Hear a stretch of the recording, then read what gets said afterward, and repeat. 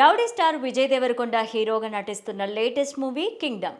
గౌతమ్ తిన్ననూరి డైరెక్షన్లో తెరకెక్కుతోన్న ఈ పాన్ ఇండియా సినిమా పైన భారీ అంచనాలు నెలకొన్నాయి. ఇప్పటికే రిలీజ్ అయిన ఫస్ట్ లుక్, ఈ మధ్య వచ్చిన ట్రైలర్, టీజర్ అన్ని ఆడియన్స్ నుంచి మంచి రెస్పాన్స్ని అందుకున్నాయి.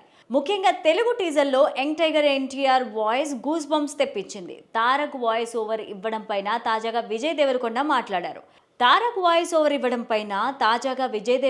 మాట్లాడారు. ఎన్టీఆర్ అయితేనే దీనికి న్యాయం చేయగలడని ముందు నుంచే అనుకున్నామని చెప్పాడు. విజయ్ దేవరకొండ లేటెస్ట్గా ఓ కార్యక్రమానికి గెస్ట్గా హాజరై తన సినీ వ్యక్తిగత విషయాలను పంచుకున్నారు.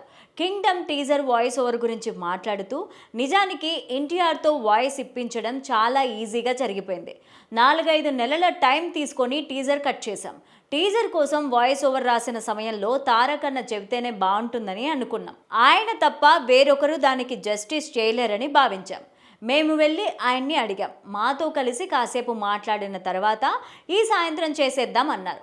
డైరెక్టర్ చెన్నైలో ఉన్నారని, టీజర్కు సంబంధించిన మ్యూజిక్ వర్క్స్ చేస్తున్నారని చెప్పారు.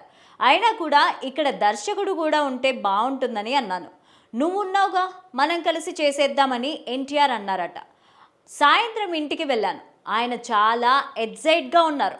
ఇంకో టేక్ అంటూ డైలాగ్స్ చెప్తూనే ఉన్నారు.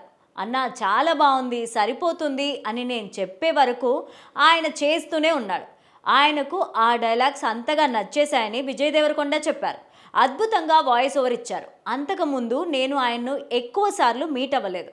అయినా సరే మా టీజర్కు వాయిస్ ఓవర్ ఇవ్వడం చాలా స్పెషల్గా అనిపించిందని విజయ్ దేవరకొండ చెప్పారు.